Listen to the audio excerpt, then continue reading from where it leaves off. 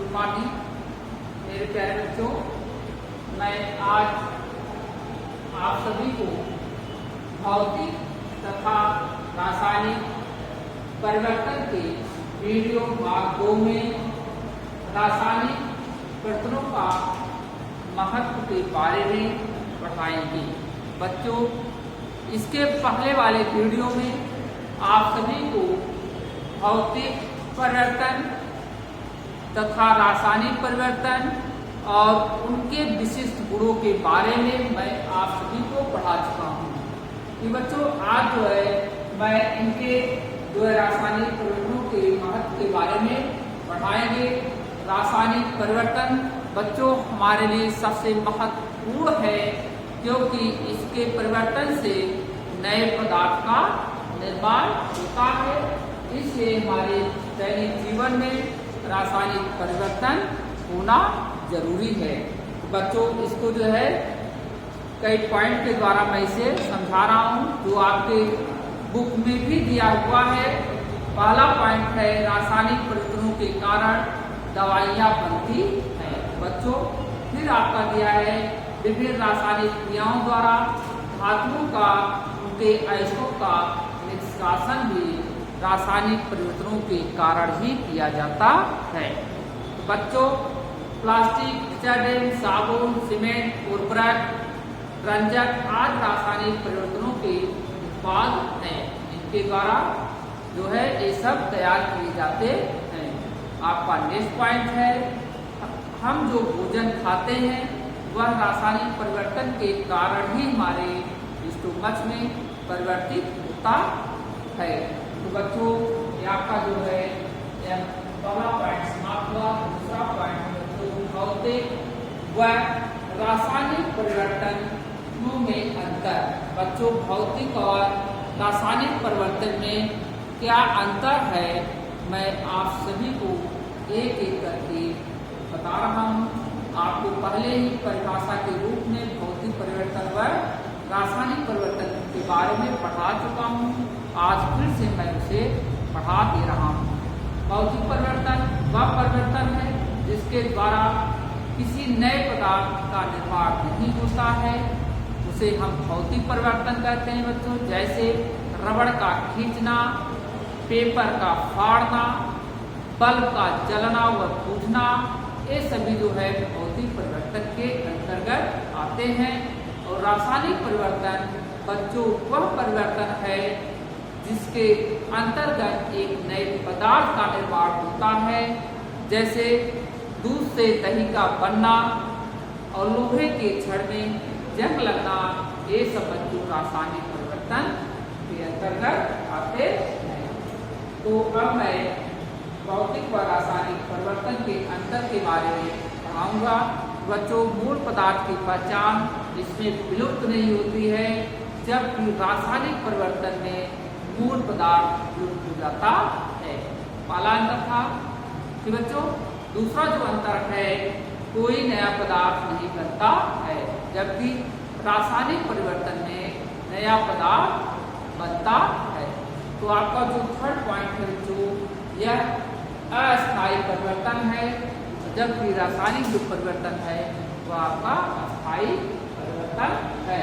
तो बच्चों, आपका जो नेक्स्ट पॉइंट है, इन परिवर्तनों के द्वारा जो है बहुत कम ऊर्जा मुक्त होती तथा अवशोषित होती है, जबकि रासायनिक परिवर्तन में अत्यधिक ऊर्जा मुक्त और अवशोषित होती है। तो बच्चों, आपका जिस पदार्थ में परिवर्तन होता है उसके द्रव्यमान में कोई परिवर्तन नहीं होता है, जबकि रासायनिक परिवर्तन में द्रव्यमान में परिवर्तन होता है या घट सकता है। अब आपका नेक्स्ट पॉइंट है बच्चों रासायनिक अभिक्रिया। ठीक बच्चों, रासायनिक अभिक्रिया किसे कहते हैं? तो रासायनिक अभिक्रिया वह अभिक्रिया है जिससे जो है पदार्थ में परिवर्तन होता है, उसे हम रासायनिक अभिक्रिया कहते हैं। तो बच्चों, अरासायनिक अभिक्रिया के द्वारा जो है आपका संक्षारण या जंग लगना संक्षारण से बचाव, तेल या ग्रीस लगा करके जो है हम जो है लोहे से संक्षारण को बचा सकते हैं। दूसरा, पेंट का लेप चढ़ा करके जो है हम संक्षारण से या जंग से बचा सकते हैं। हाथ चढ़ा करके या टेलीकरण, इलेक्ट्रोप्लेटिंग या मिश्र धातु बना करके जो है हम जो है धातुओं का या लोहे की छड़ का भी संक्षारण या जंग लगने से बचा सकते हैं। तो बच्चों, एक एक करके मैं आपको, तो जब देखेंगे बेटा आप जो है लोहे के छड़ को नम स्थानों पर रख देते हैं, तो लोहे का छड़ बेटा आपका क्या होता है, आयरन होता है। ठीक, यह आयरन जो है ऑक्सीजन के साथ क्रिया करके, इसके साथ बच्चों ऑक्सीजन के साथ क्रिया करके यह Fe2O4 बनाता है बेटा। तो आपका Fe2O4 बनाता है, जिससे हम जंग लगना करते हैं। Fe2O3, तो जिसे हम जंग लगना भी करते हैं। बच्चों, इस प्रकार की क्रिया को रोकने के लिए जो है हम तेल या ग्रीस लगाकर हम संक्षारण से बचा सकते हैं। तो पहला आता है तेल या ग्रीस लगा करके। फिर बच्चों, इसमें वस्तुओं की सतह पर तेल या ग्रीस लगा करके हम जल तथा वायु के संपर्क में आने से बचा सकते हैं। दूसरा जो है बच्चों, पेंट का लेप चढ़ा करके। बच्चों, विभिन्न लौह वस्तुएं जैसे फर्नीचर है, पुल, रेल के डिब्बे हैं, इन सभी पर जो है पेंट लगाने से नमी तथा वायु के संपर्क में नहीं हो पाता है लोहा, जिससे उसमें जंग लगने की संभावनाएं कम होती है। ठीक, अब जो है धातु का लेप चढ़ाकर या गैल्वेनीकरण के द्वारा हम धातुओं का संरक्षण कर सकते हैं। तो आपका गैल्वेनीकरण में बेटा दिया है लोहे की वस्तुओं पर जिंक, Zn जिसे हम बोलते हैं बेटा जस्ता, का लेप चढ़ा करके हम जो है लोहे की परत को या लोहे की राड को हम जो है संरक्षण से या संक्षारण या जंग से बचा सकते हैं। तो ऐसा क्यों किया जाता है? क्योंकि यह जो जिंक है बेटा, यह जो है वायु की उपस्थित तथा नमी में यह जो है क्रिया नहीं करता है या ठंडे जल से यह क्रिया नहीं करता है, जिससे अगर धातुओं पर जो है संक्षारण या जंग नहीं लग पाता है। ठीक, अब आपका आता है टीलीकरण या रांगा चढ़ा करके भी हम धातुओं को जंग लगने से या संक्षारण होने से हम बचा सकते हैं। इलेक्ट्रोप्लेटिंग बच्चों, इसमें सबसे इम्पोर्टेंट जो चल रहा है वह है आपका इलेक्ट्रोप्लेटिंग या विद्युत लेपन। बच्चों, यह टिन की पतली परत जो है लोहे की वस्तु पर चढ़ा दी जाती है। आप देखते हो मार्केट में कोई सामान लेने जाते हैं, वह स्टील की तरह चमकते हुए दिखाई देता है, लेकिन वह स्टील नहीं होता है, क्योंकि वह लोहे की परत पर लोहे के ऊपर जो है यह जो है इलेक्ट्रोप्लेटिंग या विद्युत लेपन किया जाता है, जिससे वे सुंदर और चमकीले दिखाई देते हैं। ठीक बच्चों, तो आप जो है जैसे आपका लोहे की वस्तुओं पर निकेल या क्रोमियम, इसका बेटा लेपन होता है, निकेल या क्रोमियम का लेपन हो जाता है।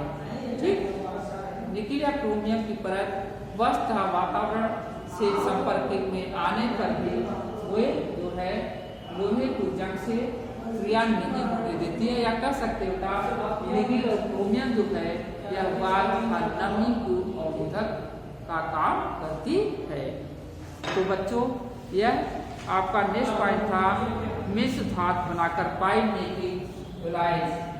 ठीक, नेक्स्ट पॉइंट है आपका मिश्र धातु बनाकर अध्ययन एक धातु को दूसरी धातु या धातु से मिलाने से जो पदार्थ बनता है उसे हम मिश्र धातु कहते हैं। इस मिश्र धातु के कारण बेटा उस जो है धातुओं में जो है संक्षारण या जंग नहीं लगता है। इसका जो है एक उदाहरण मैं आपको दे रहा हूं बच्चों। कुतुब मीनार के पास दिल्ली जो है में एक लौह स्तंभ है जो भारतीय क्योंकि उच्च स्तर की धात्कर्म योग्यता का साक्षी है।